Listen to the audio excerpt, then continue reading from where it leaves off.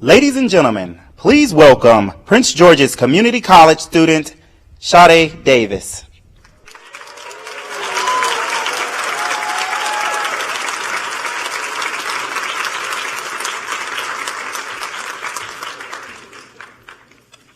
Good afternoon.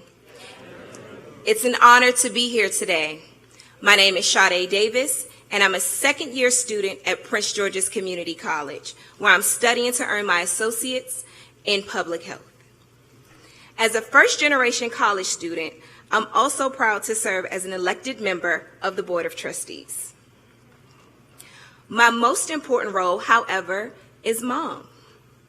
I'm a mother of 2 young boys, ages 9 and 13, and while they always keep me on my toes, they are both my motivation and inspiration.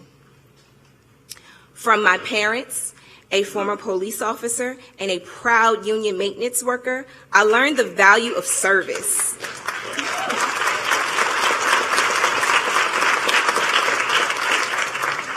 Of dedicating yourself to bettering your community.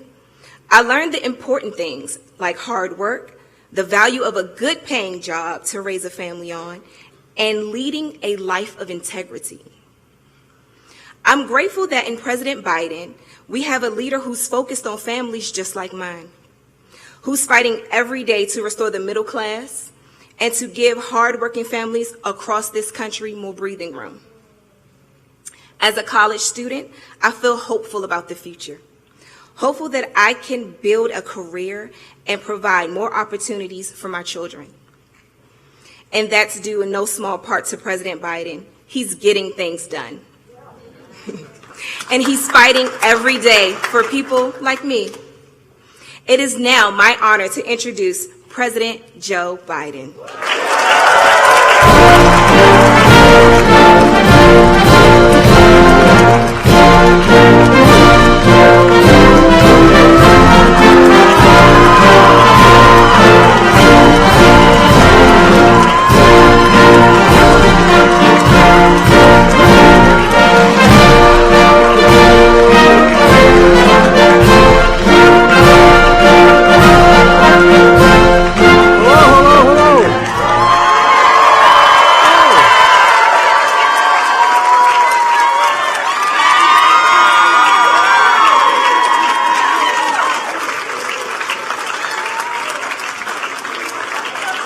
As my mother would instruct me to say, please excuse my back. I apologize. Sade, I just told her when she walked off the stage, when she's president and they say Joe Biden's out in the waiting room, she promises she won't say Joe who. Please, do you have seats? Okay. I once said that early on in my tenure, Gov, and I said, everybody take a seat. None of them had seats. Well, I tell you what, you guys are impressive. And 3 of you are really close friends. And one's about to become a close friend. Gov, my problem is your biceps are a little small. And you're not in very good shape, but I'll work with you, see what we can do. No, but really and truly, thank you. And I appreciate it very much. Senator Ben Cardin is one of the great, I hate the phrase public servants, but it is true. You know, I judge my colleagues over the years based on not just their intellectual capacity and their decency, but their integrity. The men you have here have incredible integrity. And it's just amazing. Chris Van Hollen is one of the reasons why I got elected vice president. He's the guy that did my debate prep for me. And without it, I'd been in real trouble. And Steny Hoyer, he and I share the eastern shore of Delaware and the western shore of Maryland. You know that whole area in there? I keep telling him that it really is part of Delaware, but he doesn't. And David, thank you for being such a great partner. You've been great as well. I really do appreciate it. Prince George's Community College, thanks for welcoming us here today. As many of you know, my wife is a professor at a community college. Matter of fact, she's teaching today. She has an expression, and I mean this is the God's truth. She said, any country that out-educates us will outcompete us. Any country that out-educates us will outcompete us. The work you do here preparing students to compete in the economy of the future is real. It matters. This summer, I traveled to Chicago where I spoke about a fundamentally changing American economy. From an economy that for decades rewarded those who are at the very top and left everyone behind, who just on their own, basically. One that gives working people in this nation not only a fighting chance, they didn't do. You know, we had that trickle-down economy. Not a whole lot. I grew up in we weren't poor, but we had a 3-bedroom split-level house with 4 kids and a grandpa living with us. And I didn't see a whole lot trickle down on my dad's kitchen table. But, you know, everybody deserves a shot at building the lives they deserve for their families. And we've done that for the first time in a long time. We've climbed out of our great economic crisis. It's beginning to work for working people. This nation is very rich. And who have benefited the most has been the very rich, though, not everybody. And that's not how it should be. The new economic vision has been labeled by those in the Wall Street Journal and the London Economist and some of the more conservative press as Bidenomics. Well, they didn't mean it as a compliment at first. But now they're getting it. What's Bidenomics? It's about investing in, and I feel like I'm going to try not to repeat some of what my colleagues have already said, but it's about investing in America. Investing in America and investing in Americans, American people. It's about growing the economy from the middle out and the bottom up instead of the top down. Because when the middle class does well, the poor have a ladder up and the wealthy still do very well. I'm a capitalist. If you guys go out here and you can make $1 billion, go get it. Just pay a little more in taxes.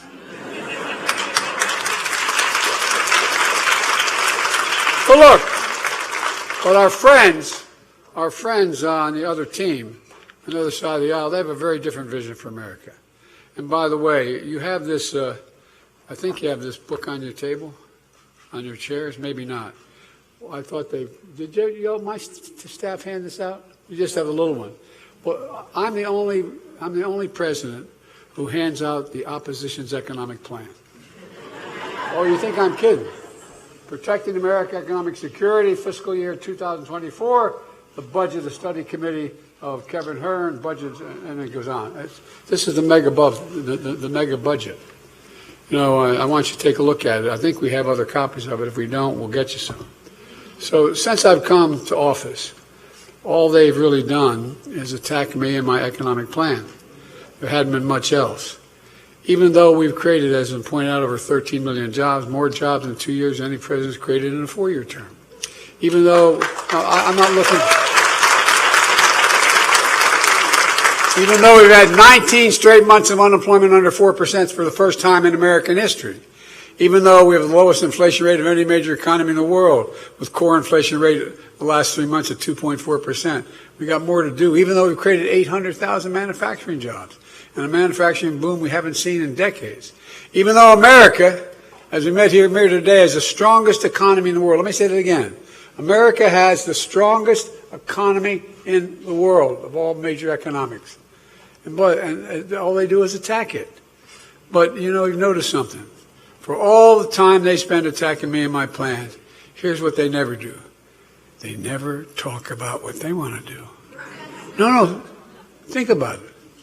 They tell you what they're against. What are they for? It's like they want to keep it a secret. I don't blame them. Well, today I'm going to talk about their plans.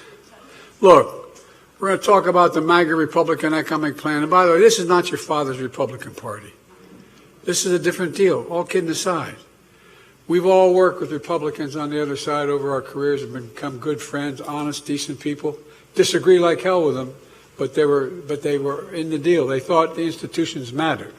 They thought it mattered.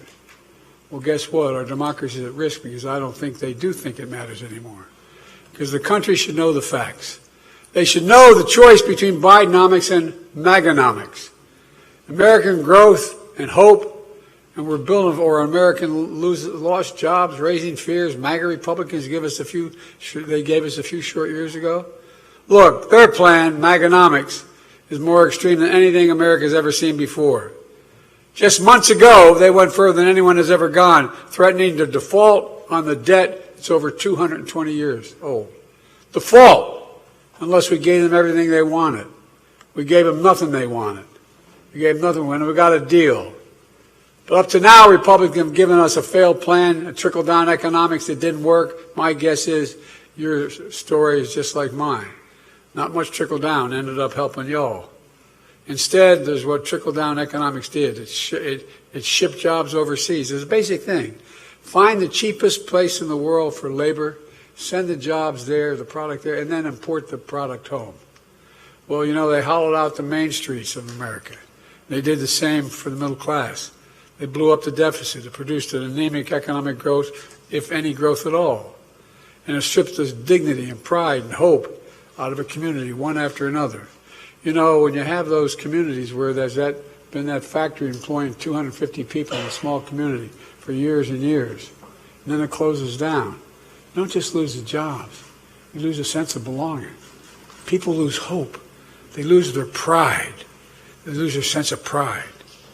And now these MAGA Republicans have taken a plan I've never worked into, and you know, look, the plan they're proposing never worked, but they decided to make it much, much worse. Now Republicans in Congress are doubling down with a plan that does three things. One, it cuts taxes even more for the very wealthy and big corporations. Two, it cuts Social Security, Medicare, and Medicaid. Three, it raises costs for families, gutting investments in the middle class.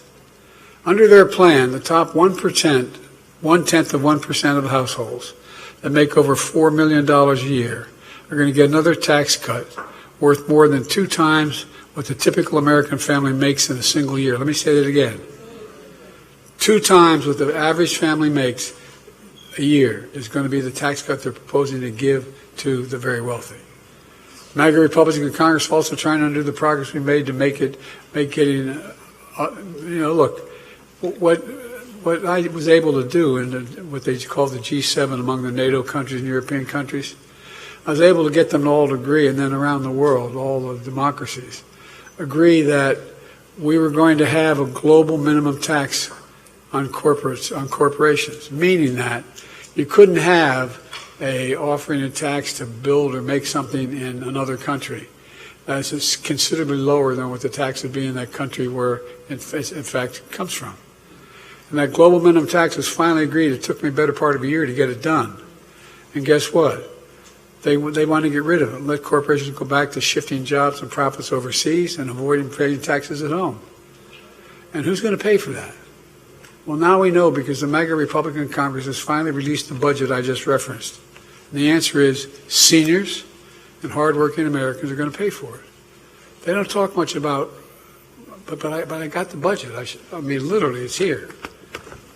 And it's all in black and white. And just for your convenience, I thought I left it. My staff told me they left a copy on your seats, but I guess they didn't. So here's what it does. Their budget gives $5.1 trillion in additional tax cuts skewed to the wealthy people and big corporations while cutting $700 billion from Social Security. Hear me now? $700 billion from Social Security and $1 trillion from Medicare. Let me say that again. Cut Social Security by $700 billion and Medicare by $1 trillion. They want to raise the Social Security retirement age, which means a 13% cut in benefits for seniors who retires at the age of 67. Imagine, you work your whole life. Every single paycheck you've had, you paid into that system. You thought you'd be able to retire with a little bit of dignity. Our MAGA Republican Congress also want to take Medicare away from more than 1 million Americans with disabilities. Now, if they hadn't done what they've done the last 2 years, you might not believe me. But I promise you, I gave you my word, that's what they're proposing. They want to cut Medicaid in the Affordable Care Act and the Children's Insurance Program by more than half. What does it mean? Under Meganomics, as I'm calling it, tens of millions of Americans could lose their insurance. Waiting lists would skyrocket for seniors who need home or community-based care because they have nowhere else to go. They can't have no family to take care of them. Children would not get adequate health care. MAGA Republicans don't think we should be investing in education, and that's not an exaggeration. Students here at Prince George's Community College should know MAGA Republicans in Congress want to slash Pell Grants. More than 6 million students who count on these grants to be able to afford to go to college would lose it. That's what they're pressing for. You saw how they took on my attempt to eliminate student debt, although we're still going to eliminate a hell of a lot of student debt.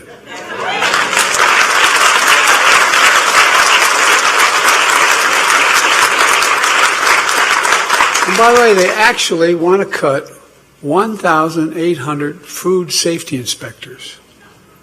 I'm serious. I mean, unless I was in, I don't know, Russia, you wouldn't think this would make any sense. But here, they want to slash research on cures for cancer and Alzheimer's by nearly $4 billion. I got my team over here to go along with when President Obama allowed me to set up the whole effort to deal with cancer, allowing me to use any office, any administration facility. And we've invested billions of dollars. We're on the cusp of changing cancer. You know, we made a commitment, cut cancer in half in 25 years, and extend life to Americans suffering from cancer by significant numbers. And it's happening. But they want to cut the funding. Cut the funding.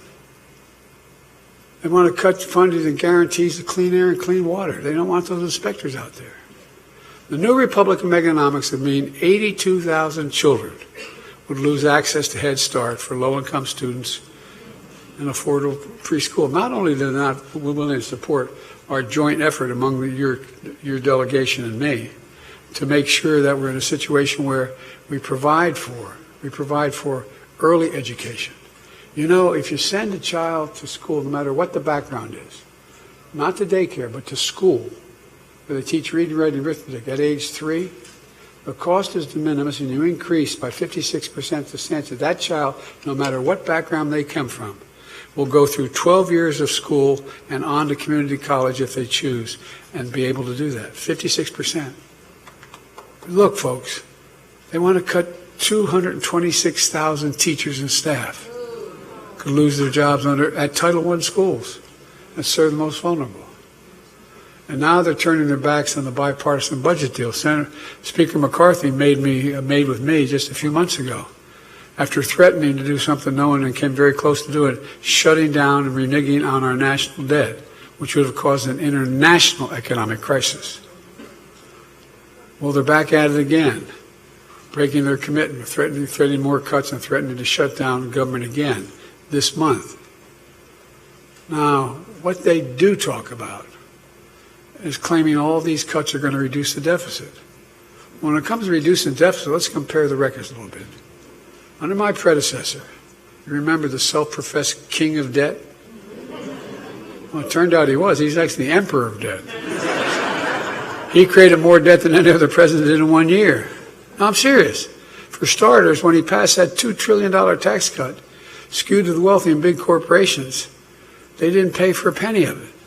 The end result was that it has ballooned the national debt by nearly 40%. Over a 200-year accumulated debt, they ballooned it by 40%. Well, I've taken a different approach with the help of your delegation. I'm not being solicitous when I say that. You have the best delegation in the country.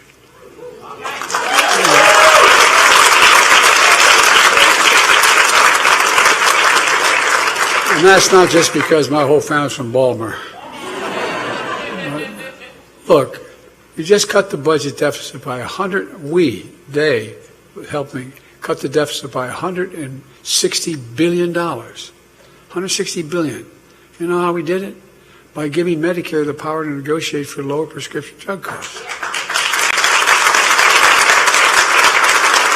I, along with your senators and congressmen, have been trying for our whole careers to take on Big Pharma.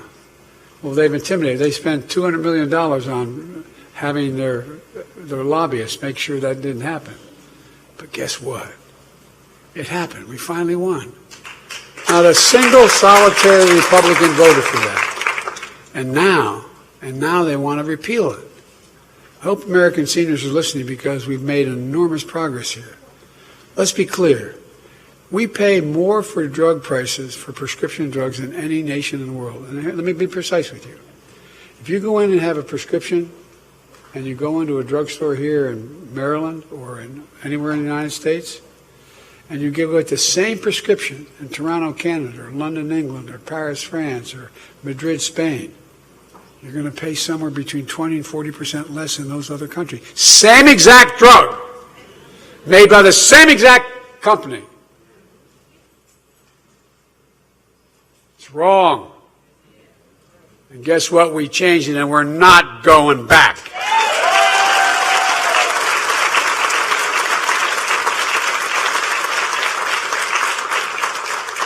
I don't get it, man. Up till now, seniors have been paying up to $400 a month for their insulin. We've reduced that to $35, and at $35, the drug company is still making 350% profit. Because the guy who invented the insulin for diabetes didn't patent it because he wanted it available to everybody. To make it and to package it costs $13 to $14. And they're paying $35 now for it. $35. Democrats just got, and Republicans are trying to take that away. We did something else, too, you should be aware of. Just a few years ago, as was pointed out, 55 of the largest corporations, the Fortune 500, paid zero in income tax. And they made $40 billion. I said I was going to do everything I could to make sure they start paying their fair share. Well, we changed that. Now the biggest corporations have to pay minimum tax of 15%, so they don't get away with paying nothing. As a matter of fact, they're supposed to be paying a minimum of 21%. 21%, that's what the tax law says. You know, big corporations are, by the way, I know a little bit about big corporations. I'm from Delaware. More corporations are incorporated in Delaware than every other state in the United States of America combined. And look, I want them to do well, but pay your taxes. But they're complaining. So MAGA Republicans are carrying their water. They want to go back to telling them pay nothing again, and you have to pick up the tab instead. You pick up the tab. Not only are they refusing to take corporations, make them pay their fair share.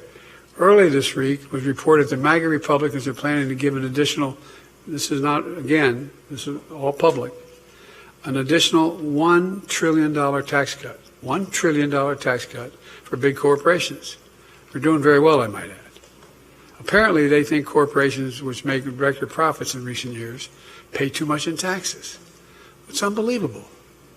To hear MAGA Republicans in Congress tell it the only way to reduce the deficit is to cut Medicare, Social Security, that you have paid for in your whole life. From the time you've had your first job, you had to pay into Social Security. Out of every paycheck. Give me a break. These guys are just plain wrong, and they proved it. On my watch, the deficit already has fallen by over $1 trillion. $1 trillion so far. I signed legislation to reduce the deficit by another $1 trillion over the next decade. And the budget I'm putting forward this year would cut the deficit by another $2.5 trillion on top of that. We're doing it by making the wealthy and big corporations begin to pay their fair share. I'm not talking about 70% taxes. I'm talking about 36% trans taxes, 24% taxes. How many of you think the tax code is fair? Raise your hand. Even if you're making it. No, I'm serious. Even if you're making a lot of money. You know, we've gone in the pandemic from about 740 billionaires in America to 1,000. Well, guess what? These billionaires pay an average of, guess what? Less than 8% in federal taxes. Less than 8% on a yearly basis. They pay a lower tax rate than a firefighter, a teacher, a cop. How can that be right? How can that possibly be right? My friends came up with an answer. Guess what? The Republicans, last time out, when they were in charge, and last president was there, what they did was they cut the number of tax examiners. They cut them. Everybody said, well, that's great. You want to get rid of those tax examiners. Guess what? They cut all the folks that are very sophisticated tax examiners. That takes years to learn and how you go through $1 trillion income, how you determine what they pay. They cut them. It's time billionaires began to pay at least a minimum tax of 25%, for God's sake.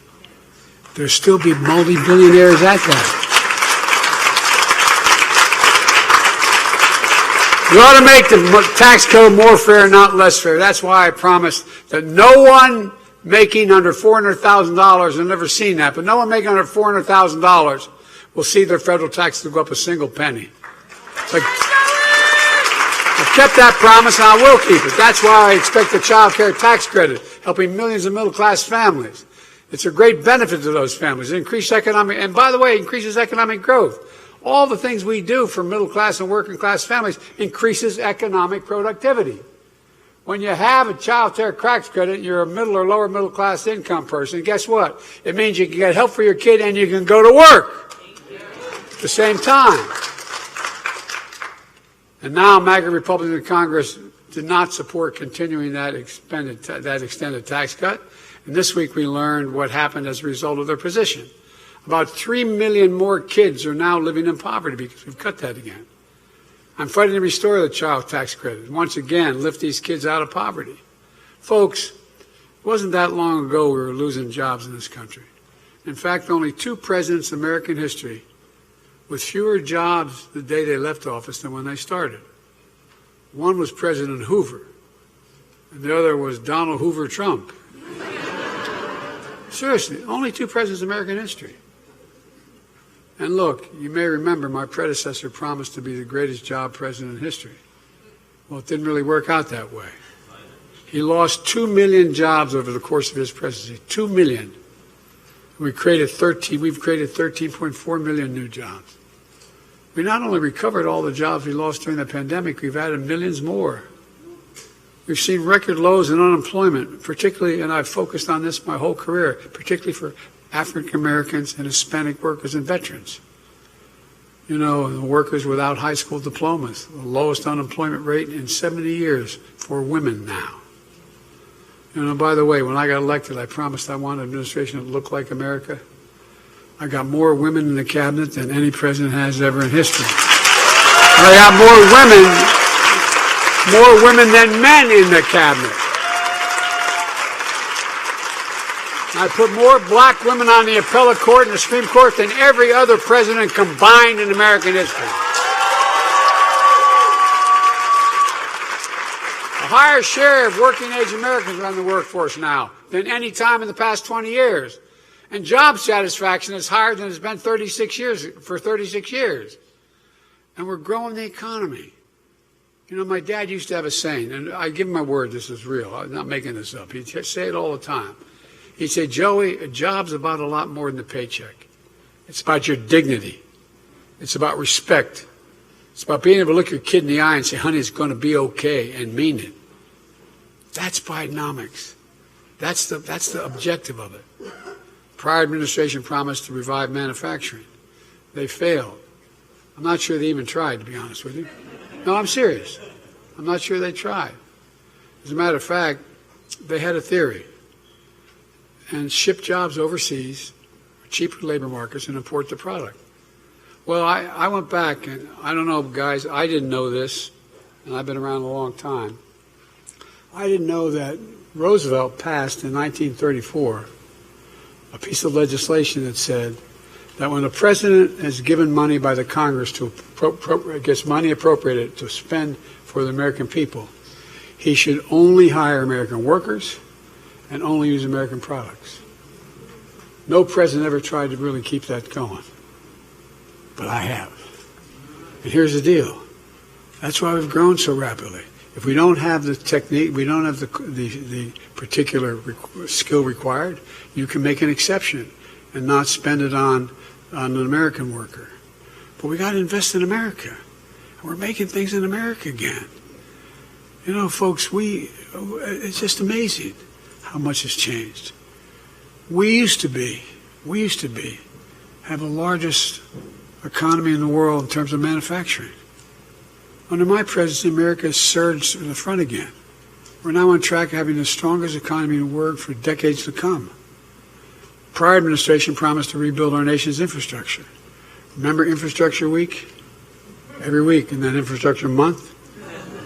Well, guess what? It never came.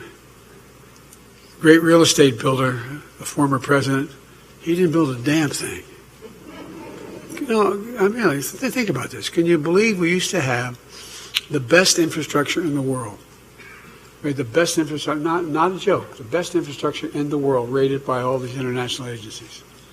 But guess what? We fell to rank number 13 in the world. 13 in the world, 12 countries. Better infrastructure, bridges, roads, across the board than we have. Well, when I signed the bipartisan infrastructure bill these guys helped me get through, we're now investing in America again. Our roads, our bridges, our ports, our airports, high-speed internet, removing lead pipes from everyone so they have access to clean water. Look, folks, because you can't have the strongest economy in the world without the best infrastructure in the world. How can you do both? I mean, you can't. Making sure we're growing the economy in a way that benefits all Americans. We awarded a record $70 billion in federal contracts to small, disadvantaged businesses, and more black small businesses are starting up than any time in American history. Now we have the fastest economic growth from the pandemic of any world economy. We have the lowest inflation rate among the major economies. And we have a lot more to do, though. And I'm going to get those gas prices down again, I promise you. Thank you. But seriously, we're living through one of the greatest job creation periods in our history. And folks, it's not an accident. It's not an accident. That literally is our economic plan in action, Bidenomics in action. Let me close with this. And there's a lot more I know we can talk about. I wish I had a chance to take all your questions, but I'm going to get in real trouble if I do that. But all kidding aside, we've faced some pretty tough times in recent years. But America didn't give up. America never gives up. I've said it 1,000 times. There's no quit in America. No quit.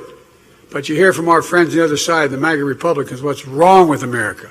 Everything's wrong with America. They keep telling us America's failing. Well, they're wrong. They're failing. America's not failing. America's winning. And there's one reason for it. You, all you people, get up every single morning and go out to try to do the right thing. You, the American people, you're the ones with grit and determination, not me or your elected officials, you. Whatever we've set our mind to as a country, we've always accomplished. We've never failed. Not a joke. Think about it. Name me one objective America's set that they haven't been able to accomplish if we work together. Name one. And folks, that's not going to change. I've long said it's never been a good bet to bet against America. It's not a good bet today. America's best days are ahead of us, not behind us. And I can tell you, I know virtually every major world leader and know most of them pretty well. Every one of them is looking to us. Every single one of them. I can honestly say I've never been more optimistic about America's future. Never, never, never. We just remember who the hell we are. We're the United States of America. And this is for real. This isn't a campaign speech. This is for real. There's nothing beyond our capacity when we work together. Nothing. Folks,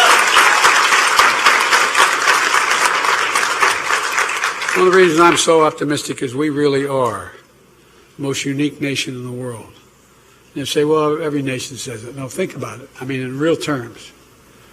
I think we're the most unique nation in the whole world. Every other country is based on ethnicity, geography, religion, race, or creed. We're the only nation, and this is literal, think about it. We're the only nation based on an idea. An idea. We hold these truths to be self-evident, that all men and women are created equal, endowed by their Creator with certain inalienable rights.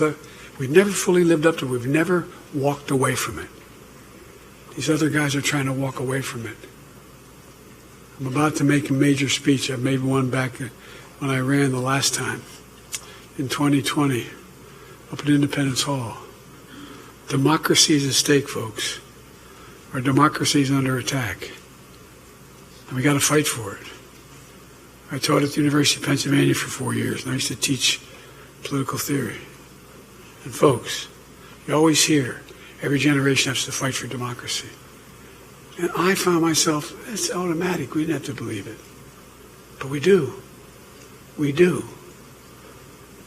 And look, It's who we are. I had a long talk with my counterpart, who I've known for 25 years, Vladimir Putin. And he started to, he said to me, this was early on when I first got elected, and we're talking about strategic doctrine and keeping nuclear weapons out of space, etc., in Geneva. And he sat there, and when I was making the case, he looked at me and he said that the reason I'm reluctant talking about this, you expect me to bring China along all the time. I said, oh, I don't expect you to bring China along. So you got essentially a 6,000-mile border with China. Your tundra is melting in the Arctic Circle. Methane is coming out. You got a lot of problems. And China doesn't respect you that much. And he looked at me. He stood up. I said, we have Canada to our north, Mexico to our south, Atlantic and Pacific Oceans. We got the most heterogeneous nation in the history of the world. And we're together. I'm not asking you to do anything except yourself. It ended up with a very different ending, but my point is, the idea of who we are, there's nothing beyond, I promise you. Madeleine Albright was right, fellas. We are the Central Nation. There's not a single room I walk into, not because of Joe Biden, I mean that sincerely, because I'm President of the United States. Not a single nation I walk into, room I walk into. The rest of the world doesn't stop and say, basically, what do you think? Not a joke. You just got to remember who we are. We are the United States of America. There's nothing beyond our capacity. God bless you all.